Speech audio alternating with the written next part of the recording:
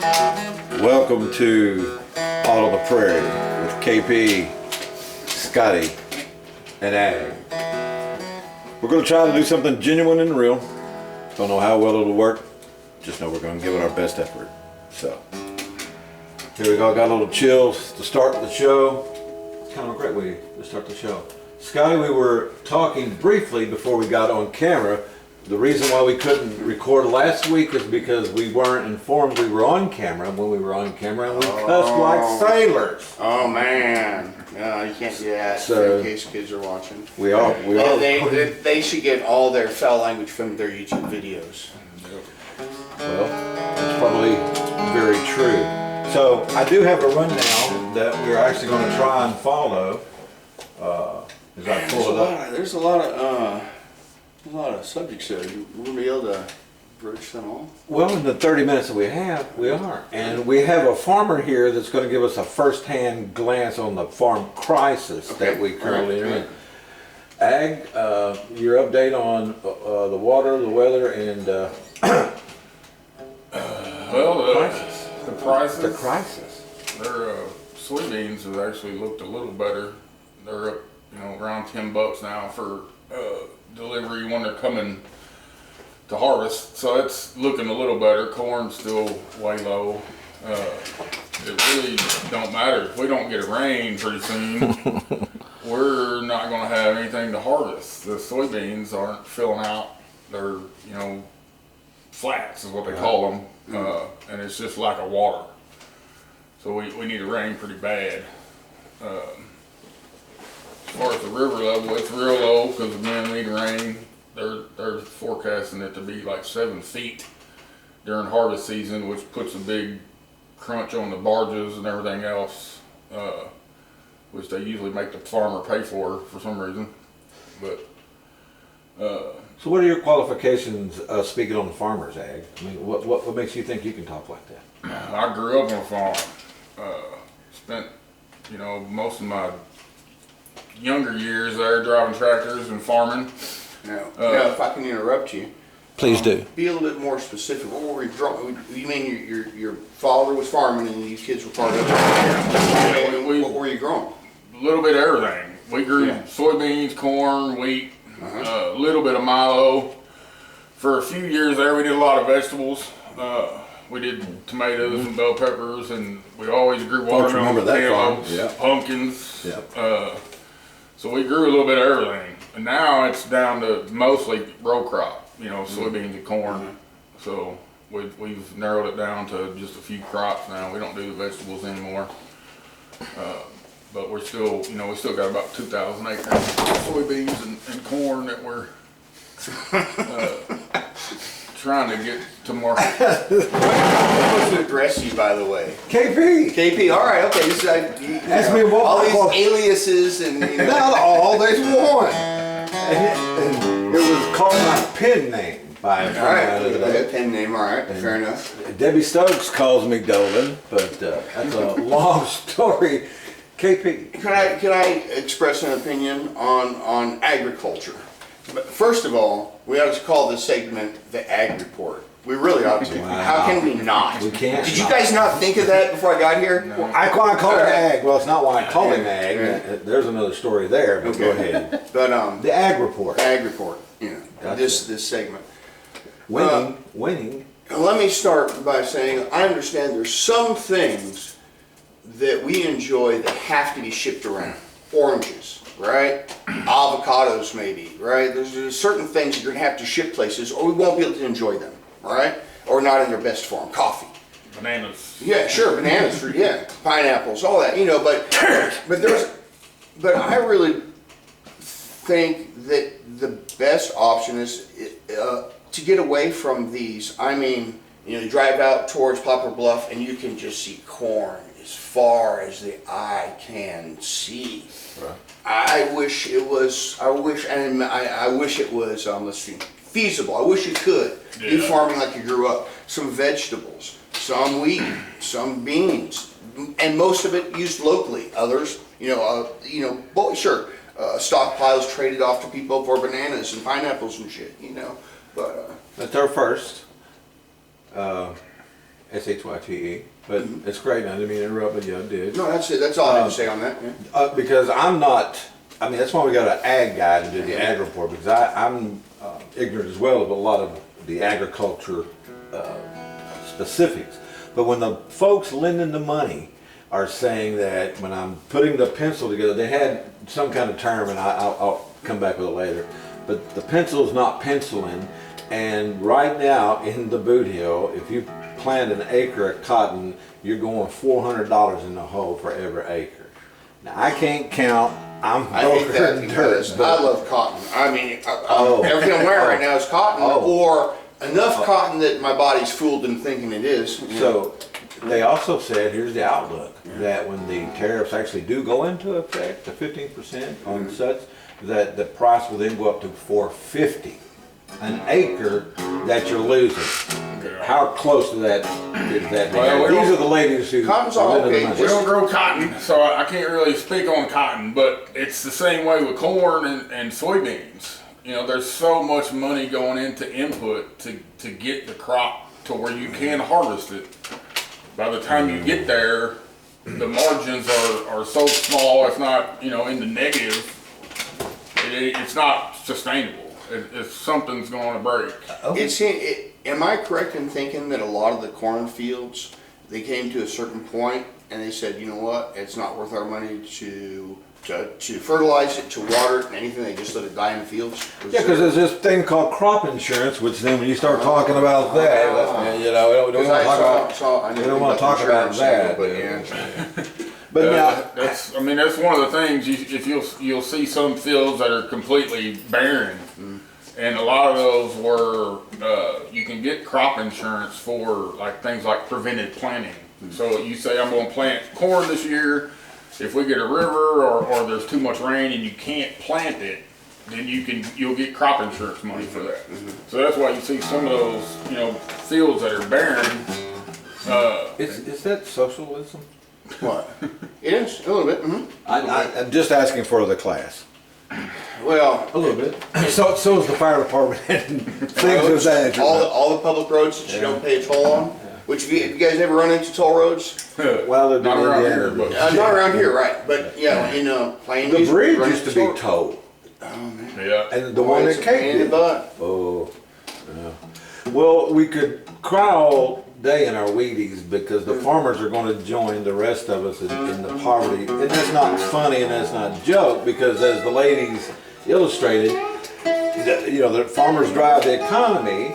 When they are not winning, neither are the people selling the trucks like Matt Stark, our old buddy that's going to be on the pod. Working on tractors. Or the insurance folks who sell the insurance agent, who teach the schools, who sell your grocery. It's sick. I mean, it's all tied together. So let's do a little music scene. No, just go ahead. Just keep talking. Well, that is. If you guys get boring, that is. that's not to imply that every time I play you're boring. Well, also the reason why he's playing because he was going to record a bed for us, and we'll have that soon. It's like we're kind of getting the vibe to the show now. Also, before we get too far into this, I want to thank Robert Hinkle for allowing us to film in Timbuktu, as it's called, and. We're going to play a little ping pong later, got a little pool, so there's going to be things to do. Also, don't forget, I've been highlighting this. I told Aaron about this on the way down here. Scott, I don't know if I've tuned you up. There will be a free barbecue butt given away today on today's show. Come on up. How to do that is to listen to the end of the show, and we're going to reveal a number. And then you take that number and call Kara down at the Shaw Shack, and you will get a free butt. We're going to do that probably every other week, and then every other week that we don't give away a free butt barbecue down at Sawdust Corner, we're going to do a lunch or whatever. So we appreciate Kara Shea coming on board as well. So I also want to say thanks to these two cats who've been my friend for decades. I've known them both very well, and I get to chill now that I've been, do I say my soul was saved Easter Sunday, so I'm a changed dude. People are just now knowing that, and it's kind of odd. But the ag report was great. Transitioning to the weather. If you watch the weather, I'm a weather aficionado. It ain't gonna rain. It's gonna be hot. Yeah. They keep changing it. Like every day you look at it, then there's rain, like 4 or 5 days off. But then the next day you look at it, then the rain's 4 or 5 days off. So like right now, there's a 75% chance that it's going to rain on Friday, and then a 47% chance it's going to rain on Saturday. So hopefully we get some rain out of it, because we really need both of those days to be raining.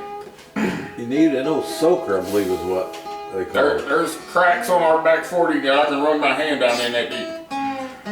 That's into the gumbo, people, and if you really followed Aaron and I in 2011 as we covered the flood, putting your hand down in a cracked up gumbo when the water used to be 20 foot high there, that's kind of weird, man. That's the way it is down there, though. All right, so seriously, Scotty, are you guys playing Saturday in Perryville? Yeah, we are. You know, the Lounge 505 Club, Third Ditch. You know where we got the name for that? You told me, but I don't think anybody Well, for else the viewers, knows. for anybody who's interested, this actually is, let's see, not a before my time thing, and after my time. I moved to Sykes and I was already at a high school or whatnot, but my little brother and sister were. And when the kids would go out to, drink and smoke a little away from the adults, they would go to Third Ditch. Now, I don't even know what road it was, but actually the first bridge they crossed wasn't too close. Second ditch, let's go third. There's something. We got First Bridge. But. Yeah, the first bridge. Well, East Prairie. We weren't, yeah. You had to be closer to the hospital. You need some water? So go ahead, Third Ditch playing Saturday in Perryville. Yeah. The Lounge 505 Club. So, this is how far we go back. I'm going to tell you the year is No, numbers on it. late 80s, early 90s. We played at Jeremiah's in Cape Girardeau when Bill Emerson, we're going to get to the politics a little bit, Bill Emerson was walking down the streets. Was he? Yes, Front Street. It was some kind of celebration. But you and I played an acoustic show there in Cape Girardeau. Do you remember that? I do remember playing the show. Yeah. We did one in Sykeston too. We did it at Jeremiah. downstairs. A lot of the shows they would do upstairs, which I feel sorry for drummers and anybody with an electric instrument and an amp back then, especially. Nowadays they've got these little bitty things. Weird. I'm looking at the recording. You're in it good. Ag, you're in it good. Yeah, good. And now a lot of people go, KP, why do you got your back turned? Because people don't want to see my ugly mug and get it. I ain't got no teeth. So that's how we're going to do that. Where are we at on time wise? How many minutes are we? How are we doing, Paul? We're 13 minutes in. See, that's how we got 2 subjects and half our time's gone. Is that good? Well, I mean, yes. Half our time. We're not on time. No I'm time. saying- What subject you want to cover? Yeah, your agendas are Ambitious? I think they would be more for a series of shows than on any one particular show. Well, I like to be prepared. I like to know what the hell sure. you're talking about. That's number 2. Always have more than enough questions. You do. And always know most of the answers to the questions before you ask them, or that way people will gaslight you, Ag. I once had, I'm sorry, Ag. I once had a newspaper story. I once had an exterminator. This is so long ago, I can't remember the company. But I was interviewing about something, and he told me that mice, one of the reasons they can go under doors and stuff like that is they have no spine. Wow. Yeah, I did not print that. Yeah. That's a great quote. Yeah, I know, but I just no. For the public good, I did not print that. It was false information, and it wouldn't have done the community any good for a bunch of kids to think that mice had no spine. By definition, They are blind, listeners, aren't they? they're vertebrates, and any vertebrate has a spine. His dad's a doctor, so he'll get into that later. But yeah. It's not like he sat me down and with cadavers Well, and proved it to me. I'm sure there was I conversation that normal prairie and towboaters and such don't have. Well, yeah. So now that we've stopped the conversation to try to regroup and see where we're at, Next on the agenda. we will.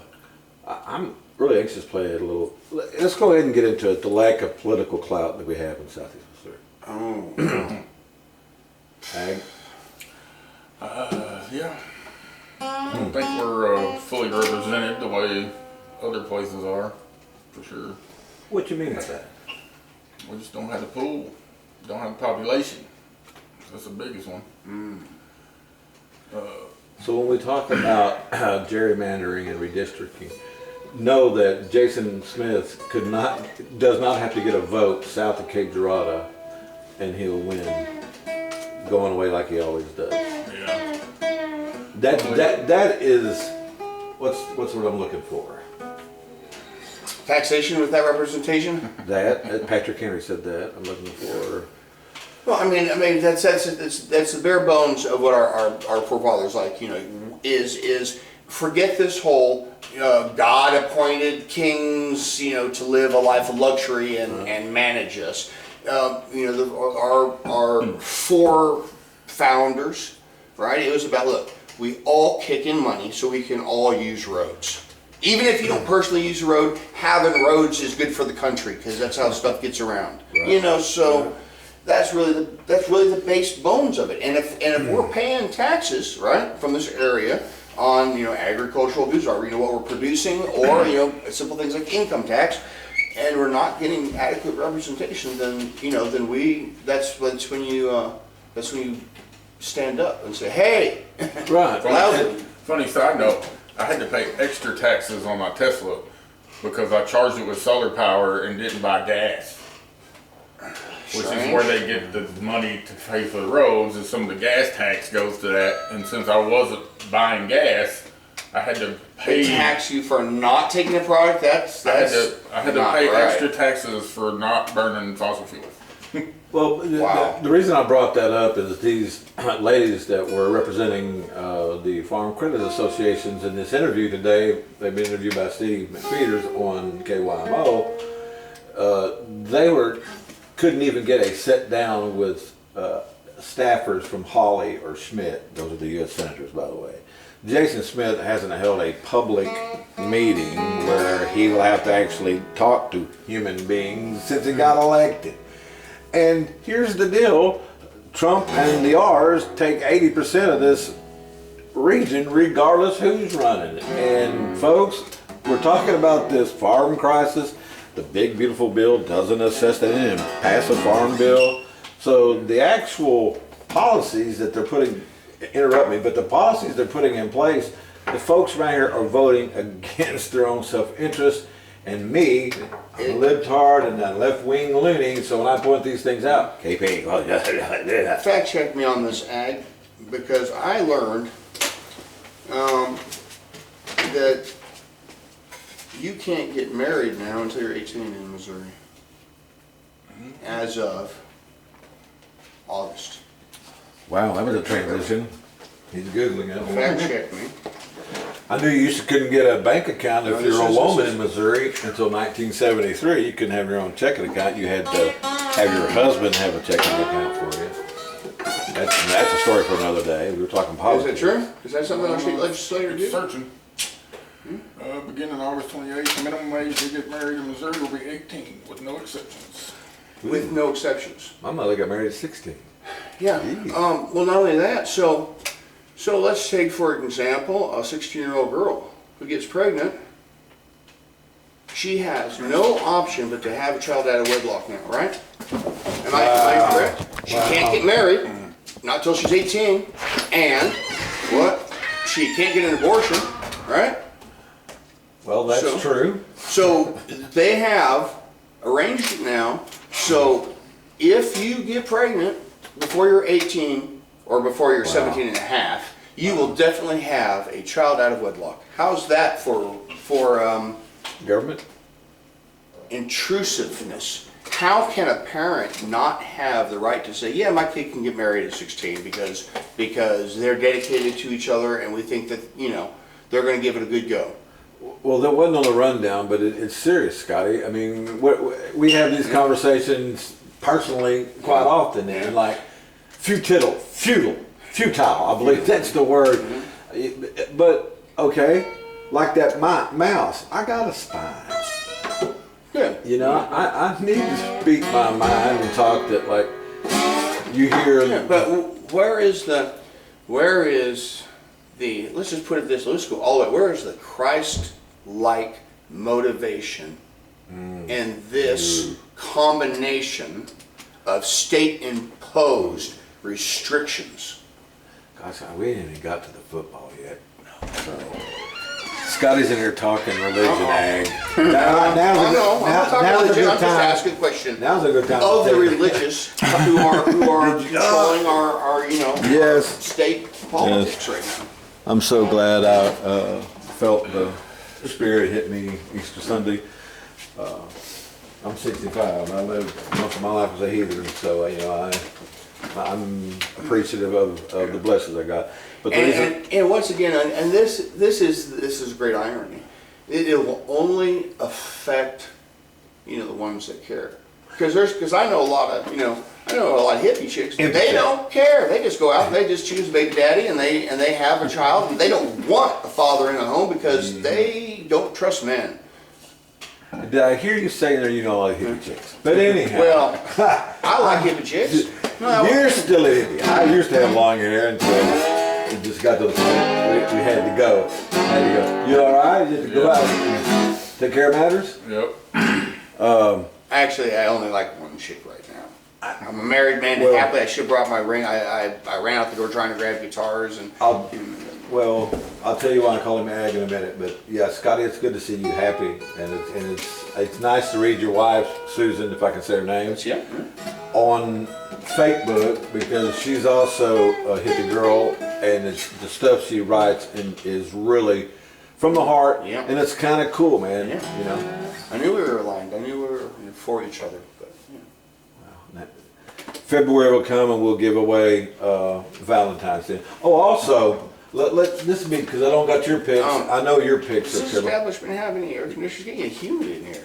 Yeah, it's hot, but it's too much background noise. Oh yeah. Well, we Understood. I'll sweat it down. I'll sweat it down. Where we at? We're at 22 minutes, Okay. so we're almost done. Okay. One more thing about the weather. Have you noticed it's been more humid this year than any other year? It was hot and humid there for a long time. I can't remember a year before Climate change, that my talk about it. air conditioner, I'm going to take the house down to 66 degrees if I didn't turn it off for a while to take the humidity out of there. And I don't remember having to turn it on and off and on and off like that. Yeah, it was definitely humid this year. Let me write that down. Topics to discuss: climate change. Are you talking climate No. change, Scott? Well, I don't know. Scott thinks there's climate I change. think it's a guys. dang shame that the crops don't have enough water and because we're wearing it all. It's all in the air. Yeah, it's all in the air. Can't Well, what about the cloud burster? Can we just blow it and put it I don't know. cloud? teach corn to suck water from the air. I'm not fan my buddy, but listen, we ain't got to the pics yet because we got a trip Well, we better to do that really Memphis. quick then. And I mean, this is, you're not I trying to got fit in yours on a piece of down. vinyl. It doesn't have to stop at exactly 30 You're minutes. right. So. I haven't got your pics in. You're 0 for 10. No, I told you what my picks are.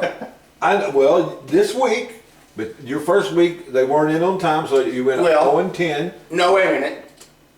Who did the home team win? That's not okay. If that's how you want me to retro, I will. Retro. All right, Can Scotty, we do that? retro. Fair enough. Okay. Retro it at the home team. Okay, if I can take East Prairie out of my picks because I'm going to pick them to win every time, and they're going to get crushed this year in their rebuilding year. We're talking about the Bahamas. We're talking about a trip to the Bahamas. Okay, yeah. So do I get a vote on that? Can I take East Prairie out of my calculations? Because winning percentage is what we're going for. Percentage, huh? Yeah. Asking for a vote. I say yes, I can. I abstain, so Oh, motion wow. passes. I'm fine with it. So Just to we give need- we need- perspective, KP, Yeah, buddy. I went to a different high school all 4 years. In fact, I was thinking about it. I never did 2 full school years at any one school ever. That's gotta be tough. Is that It why was- you went into judo? Well, it's strange. Correct. Yeah, it's probably part of it. Yeah. Did you also have that long hair? At times, yep. We'll be here all week.